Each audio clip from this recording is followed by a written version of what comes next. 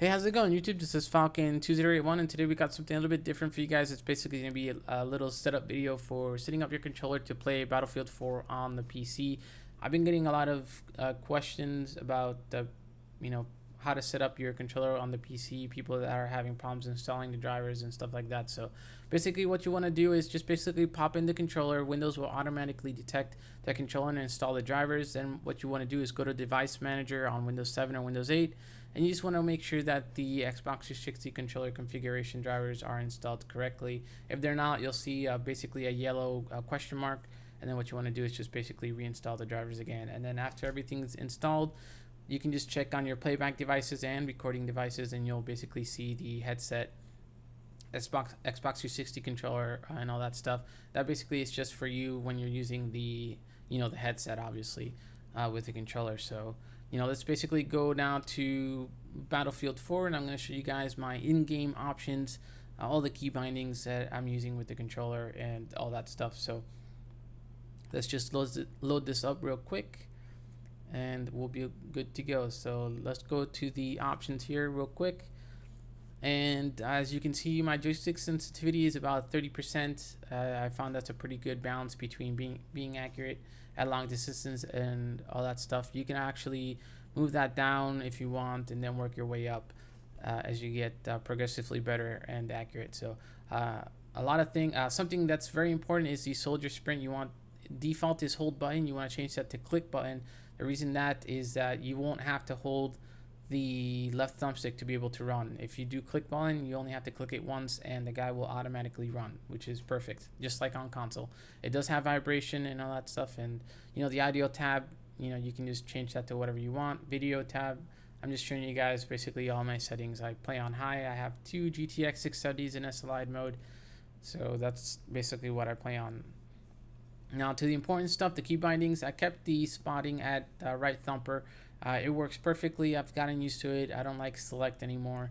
It's better for me. The on foot tab now, everything else is, I left it pretty much default. The only thing I've changed was changed my prone and crouch to the right stick, and then I changed the knifing to B button. So basically I made it so that it's like the tactical layout in Call of Duty, and that's what I did. Everything else you just kind of want to leave the same, but obviously you always can change it as well. Just to keep you guys keep in mind that for the interact and enter exit vehicle buttons, you want to keep it as X. If you try and put it like in Battlefield 3 where it was the circle button, right now there's an issue with the key bindings where some buttons are hard bound and you cannot change them even if you try. So it was a problem in the beta, and obviously DICE did not fix it for the retail release, so just letting you guys know.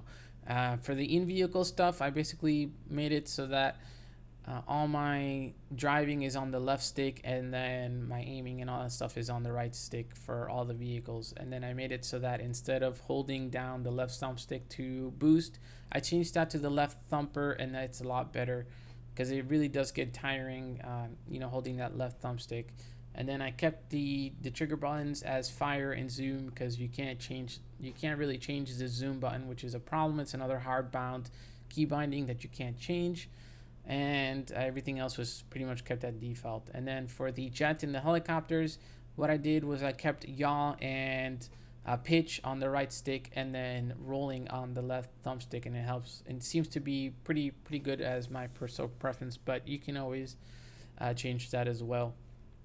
Another thing to note for the helicopters is that the free look button is bugged. So when you're trying to go down on the helicopter, it automatically engages the free look with the left trigger, and that's something they just need to fix.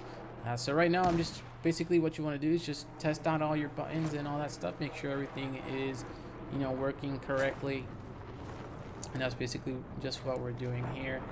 Everything seems to be perfectly fine, and then I'm just gonna basically pop some shots at the targets, and that's a good thing about the test range now, that is basically you can just come here and just practice your shot with the weapons. You can find what works for you, which weapon works the best for you.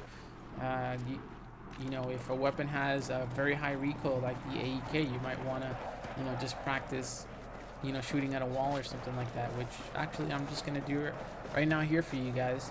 I'm just gonna get on this ATV here real quick, find a wall. I can't use any of those concrete slabs because they actually tend to break apart.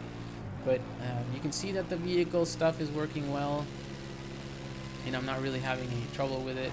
I did play some Conquest and all that stuff just to try them out, and I actually did fly some planes, and I really didn't have any problem with it. So I think it's a setup that I'll just probably get accustomed to, and you know, I haven't really had any issues with it. So now that we've found the wall, I'm just going to show you guys here real quick. I'm just going to hold the left trigger and then just fire so I can show you guys what the recoil does. And you can just see it just goes up and to the right. And now I'm just going to do the same thing, but while holding down the right thumbstick to counteract the recoil, full auto. And then my last wall test is just basically me burst firing. And you can see that, you know, when I'm burst firing, you have a closer spread of all the bullets and stuff like that. So that's pretty much it, guys. That's just a very quick setup video. Hope you guys enjoyed it. If you have any questions, let me know in the comments. I'll try and help you guys as much as I can. And remember to like and comment, and I'll see you guys later. Take care.